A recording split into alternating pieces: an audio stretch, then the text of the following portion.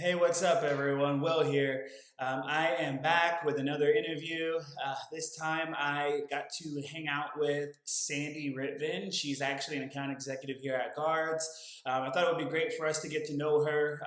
We even kind of do it like in a conversational kind of way where she asked me some questions. I can share a little bit more about me and my journey as well. And so I'm excited, ready to start coming back out with more content for you guys. I really hope you enjoy this conversation I had with Sandy. She's a really awesome person. Please follow her, find her, and get to know her. She's an amazing connect, an amazing person to have in your network. She knows so much about the MSP community. We're going to be talking things like cybersecurity. We're going to talk MSP. We're going to talk sales, and just all of that. And so I hope you guys enjoy it. If you have any questions for her or me, drop it in the comments. Thanks. Hey, thank you, Sandy, for joining me here. I'm super excited to have you here. For those who don't know, I work with Sandy at Guards, but I definitely want Sandy to introduce herself. So go ahead, Sandy. Thanks so much. Yeah, I'm Sandy. I'm an account executive at Guardz now for a year, which is really exciting. It's only been, it feels like it's been longer than a year, to be Crazy honest how with time flies. you. Actually, March 25th is my anniversary. There you Great go. day. April 3rd for me, April 3rd. I'm excited about We're kind of close by, just about a it. year off. Yeah, true. You're a real vet. I mean, for a startup, Yeah, right? exactly. Exactly.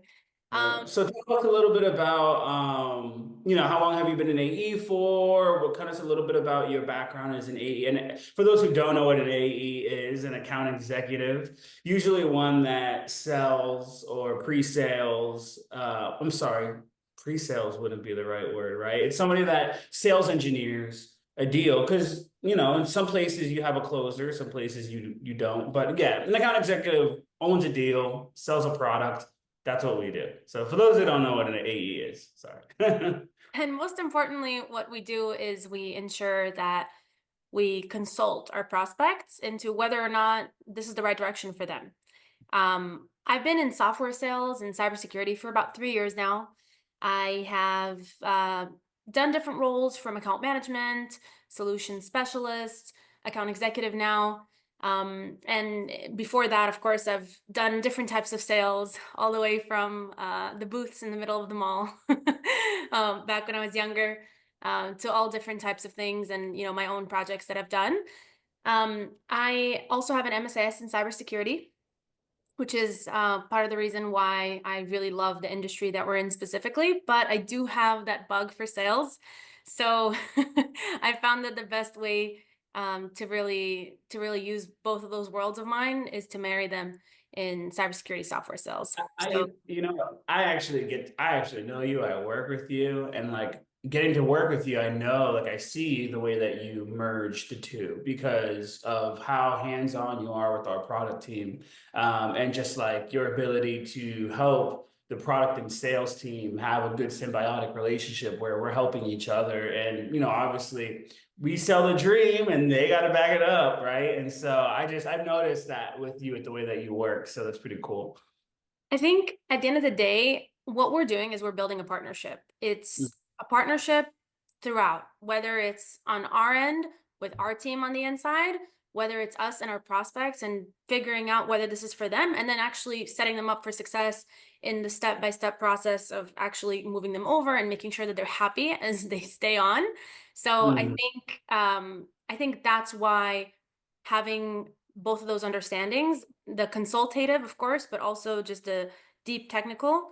I think that marriage together is what lends us to have a more authentic partnership that we build. But I'd love to know a little bit more about your background. I mean, obviously we worked together for a while and we've definitely talked about a couple of our shared stops along the Oh way. yeah, But at the place that shall not be named.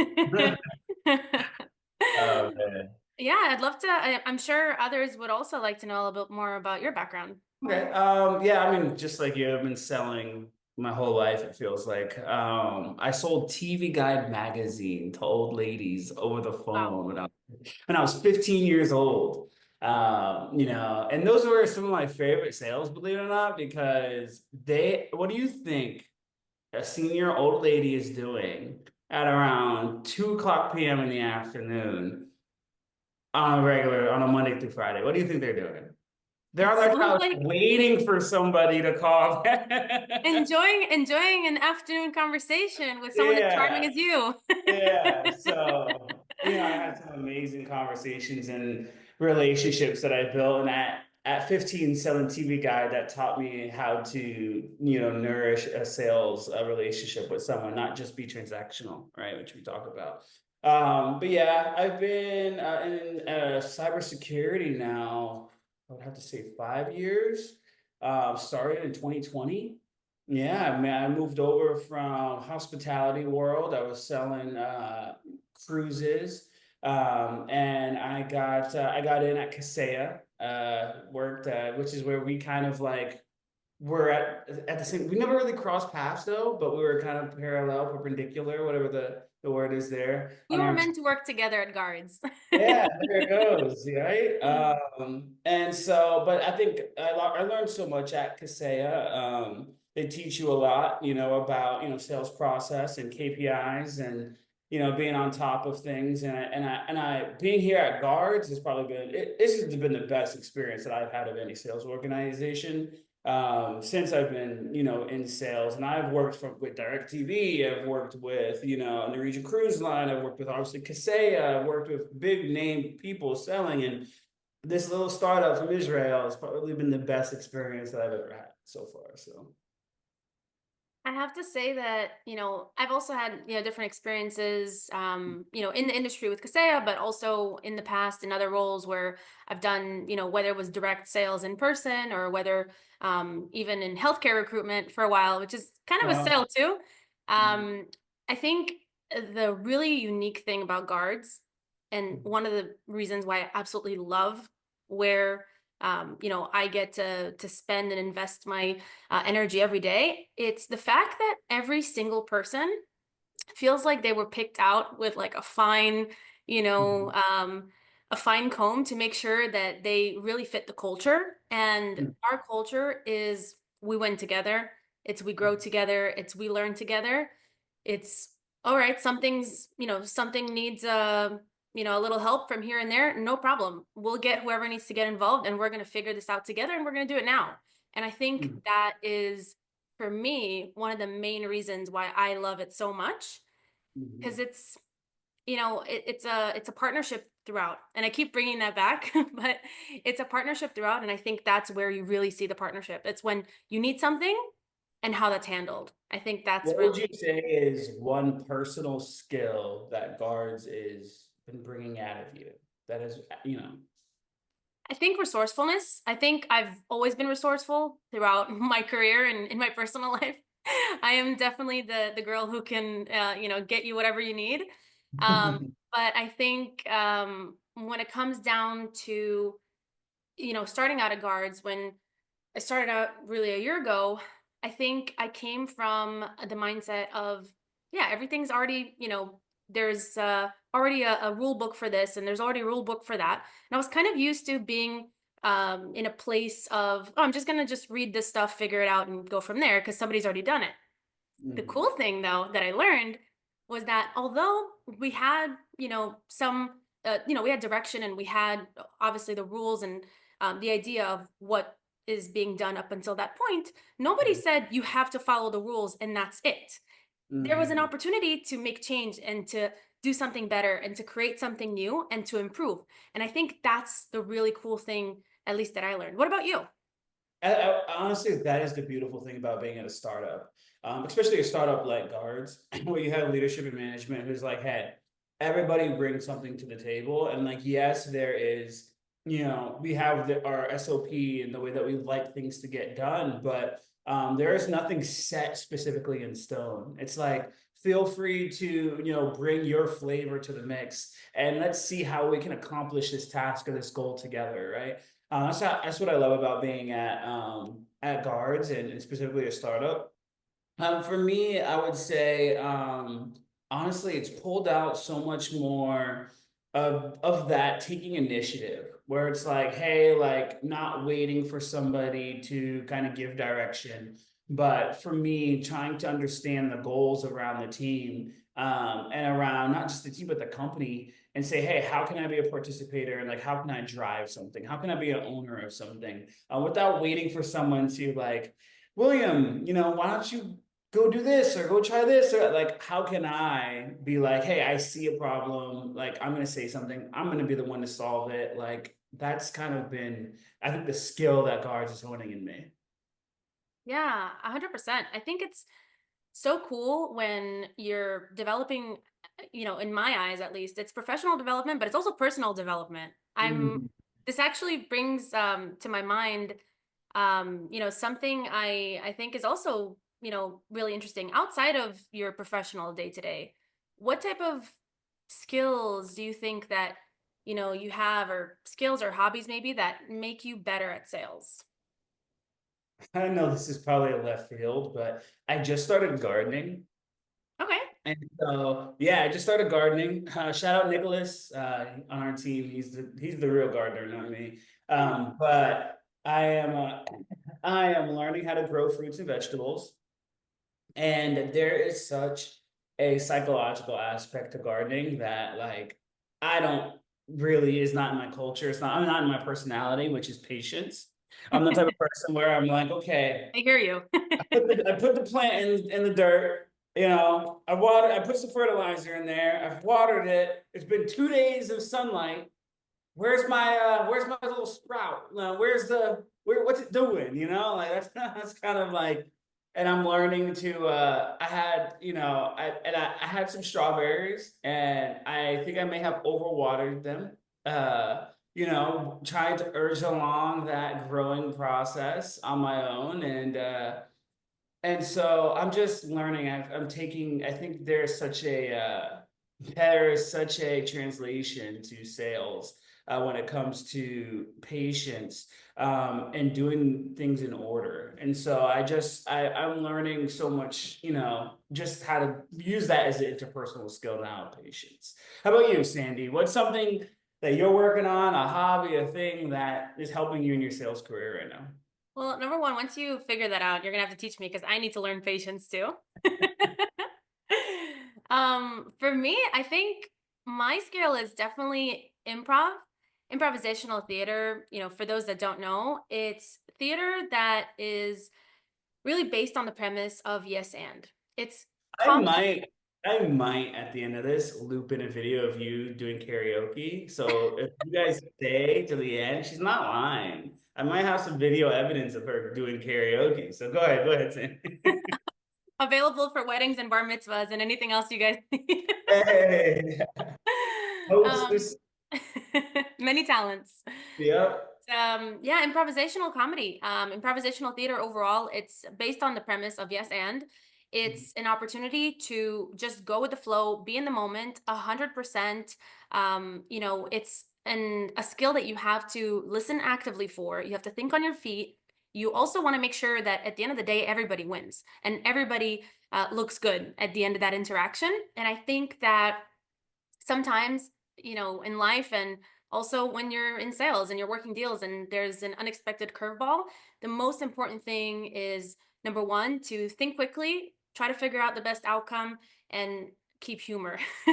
Most of all, keep humor at the forefront of Cool. everything that you do. So I think that's definitely the one for me. And also, since we're already doing some shout outs, my sister and I actually, in our free time, we have an improv workshop that we do.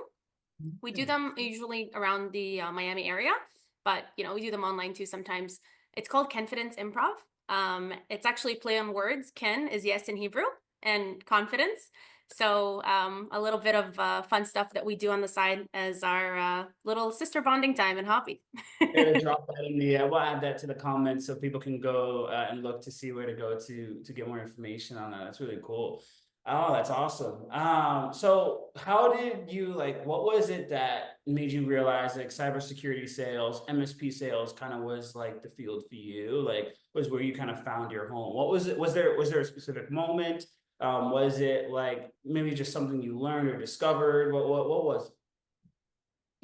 Going through my master's program, my MSAS from FIU, really focusing on cybersecurity and understanding more from a strategic standpoint, of course, throughout most of my courses, with a little bit of, technical understanding.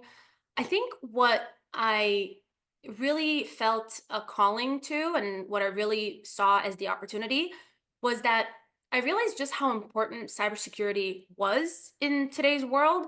And I realized just how underserved the small, medium business, um, you know, really small, medium business in general was.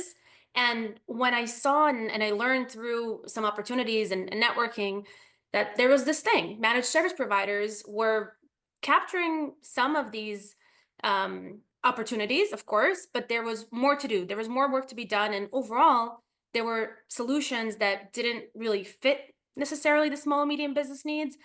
I kind of fell in love with the mission. I think for me, I've always been focused on software and really solutions that make a difference very clearly, that you can see that difference.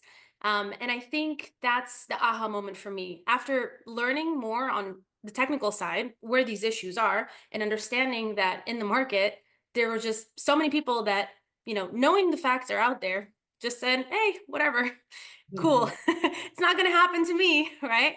I think I fell in love with the idea of spreading that awareness, of helping protect those people, even those that didn't know that they need protection.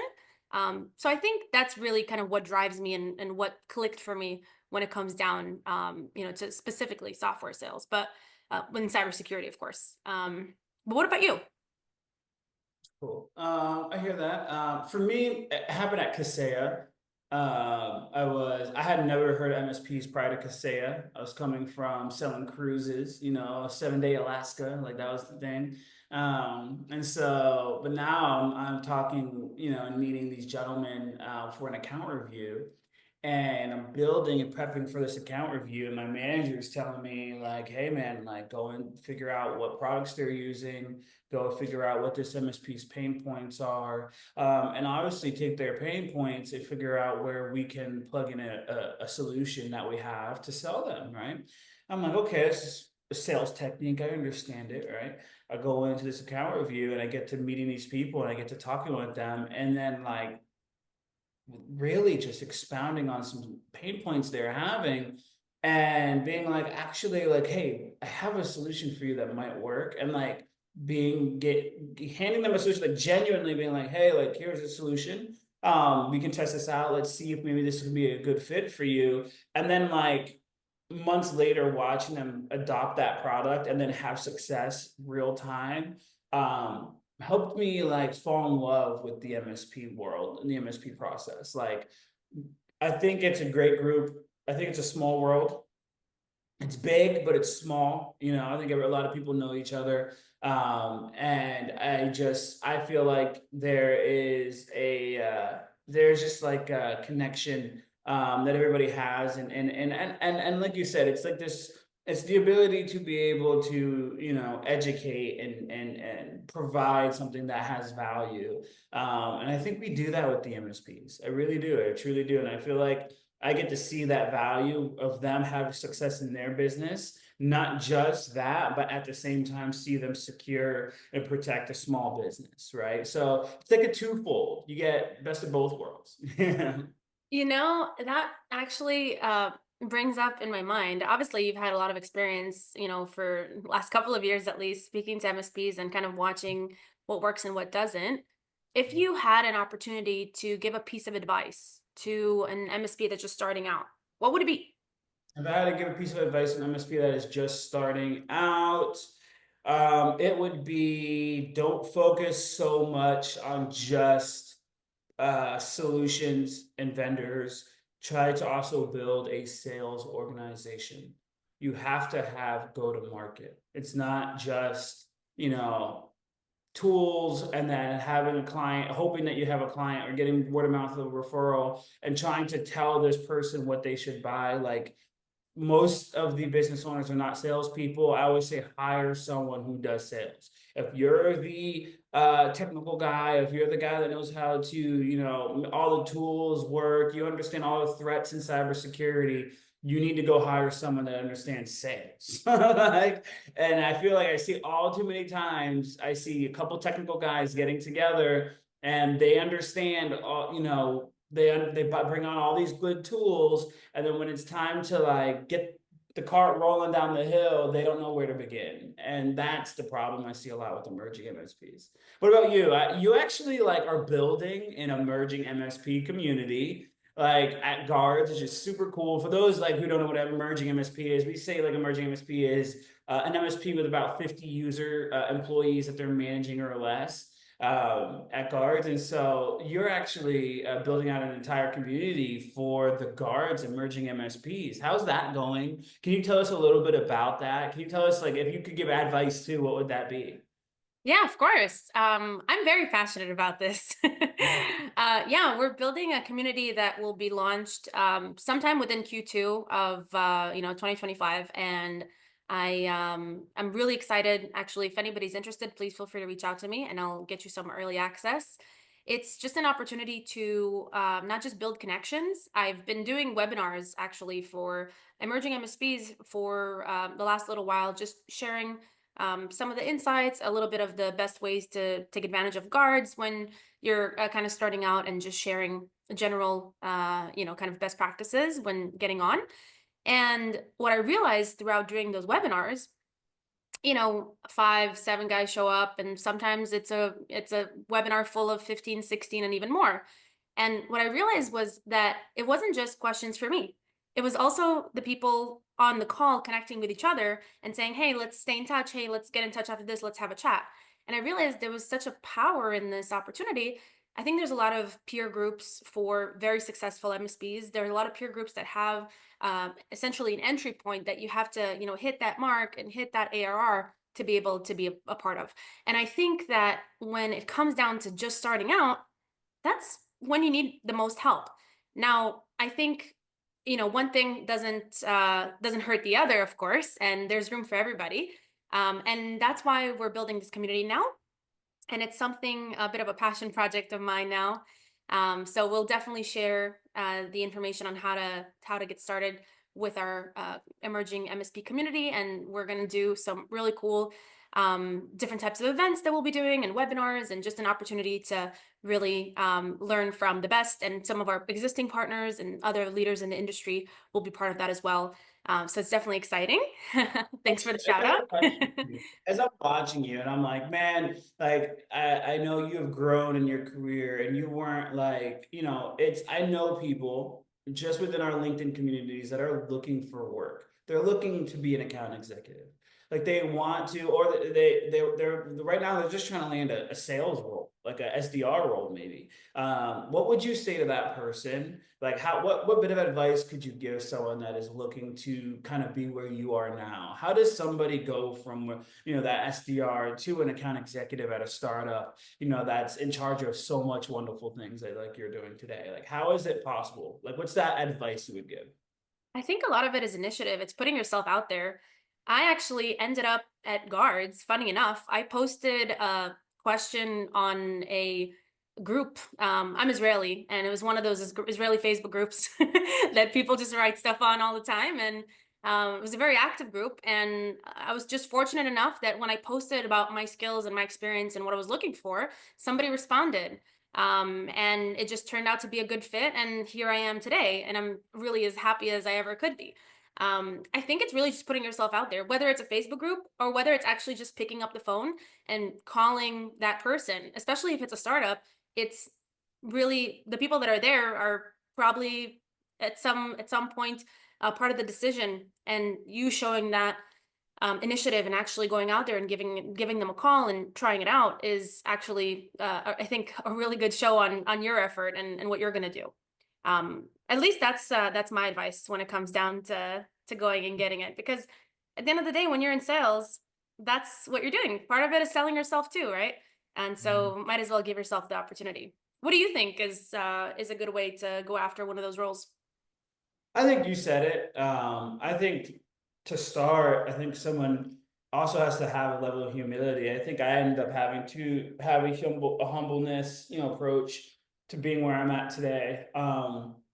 Guards, when I took the role at Guards, I wasn't going for uh, I wanted to be an account executive, but I ended up being an SDR. I ended up having to take that role, which there's nothing wrong with being an SDR, but I felt like it was a step backwards almost.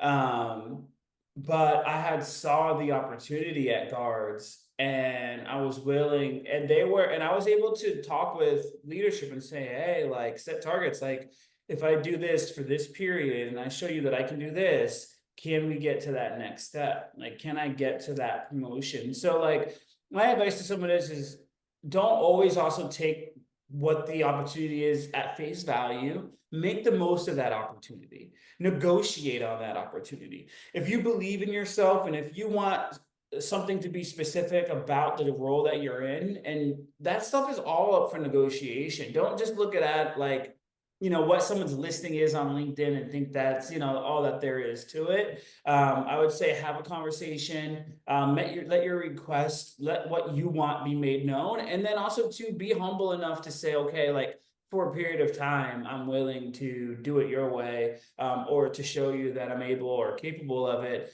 through this 6 months of this role. And so I actually had to do that. And that was a lesson that I learned. And I'm so thankful that I did. I really am. I'm really thankful that I took the SDR position, and didn't move on to another company that I could have been an account executive straight off the bat because I would have missed out on such a great company. And it's actually really shows because of just how appreciated you are, and just how much of a role model you are to a lot of us. And in general, I think you've definitely proven so much, not just for this method and this approach, but also just in general for you and all of your amazing accomplishments. I think you were like number one in Q4. Is that right? Yeah. Something like that? For the whole year, not Ah, just for this. the whole year, for the whole year. Well, listen, I'm coming for you this quarter. What I'm you just did, putting that out but I there. was But number one in Q4 too. um, Look, I do want to add one more thing too. I think it's also really important to reach out to your network as much as possible, and also reach out to your friends that you see are working in similar roles.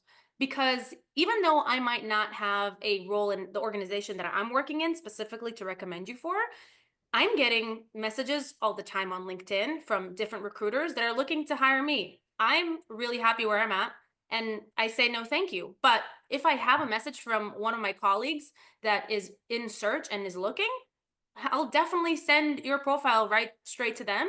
And because of that connection, because of that opportunity, it's more likely that you'll get your LinkedIn page, you'll get your resume right in front of the right person faster. So I do think it's important to be vocal. It's important to make it clear and go after what you want. that's so good. That's so good. That's a great way for a great way to kind of start wrapping things up. I appreciate it. I appreciate being able to work with you and getting to watch you and the way you are, not just, the way that you build community because you don't just say it, you're someone that's actively building community, whether it's for the emerging MSPs, whether it's, in your Israeli Hebrew group that you guys have, whether it's in your improv, which you're going to post comments on. I might have to join you for that improv, by the You're more way. than welcome to, but you'll have to make the drive. Huh? You'll have to make the drive, but I'll you're more make than the trip. I welcome to. could. I'm actually heading down there for a Panthers game in a couple weeks. I don't know when but you're going to Tel Aviv soon, no? You're I gonna will have to be, be. yeah, I'm going to Israel for a little while. And I'll be away, but my sister might still have a workshop or two, so I'll let you know. Let me know. But I really appreciate you doing this with me, getting to get out there and share more of your story with others. Is there anything last bit of advice you can give? Give me one last nugget for MSPs before we go. I think the last bit for MSPs, I think of what I've seen in a lot of the conversations that I have. And I think this comes down to what you're selling at the end of the day is always value. It's never the technical solution because truly, if the customers that you're working with had that deep of a technical understanding, they wouldn't need to work with you anyway. And so it's not about selling them the bells and the whistles. It's not about the technical functionality. It's about the value and the peace of mind that at the end of the night, then when they go to sleep, they know that they're okay because you're watching their back. I think that's something important to keep in mind in how you position your offering. That's also something important to keep in mind in when you create your pricing it's not a Chinese restaurant menu and you pick and choose what you want and then you throw a service charge on top and thank you guys very much, talk to you again at the next project. But rather it's an opportunity for you to really create the value and build, and using the right solutions that create operational efficiency, that create an opportunity for you not just to provide superior service, but also to provide for yourself a nice margin that makes sense. And also, with that being said, time to work on the business and not as much in the business. I think that's really when the machine is well oiled and good to go. So, just kind of looking for opportunities to do more of that, I think, is what I've seen my most successful partners exhibit. And I think that's something that's always good to keep in mind. Well, any famous last words from you? That's great. I love what you said. I'll give one for the aspiring sales account executives out there. Yeah, if you are out there and you're looking for a role in sales, selling cybersecurity, don't stop. Keep trying, keep looking.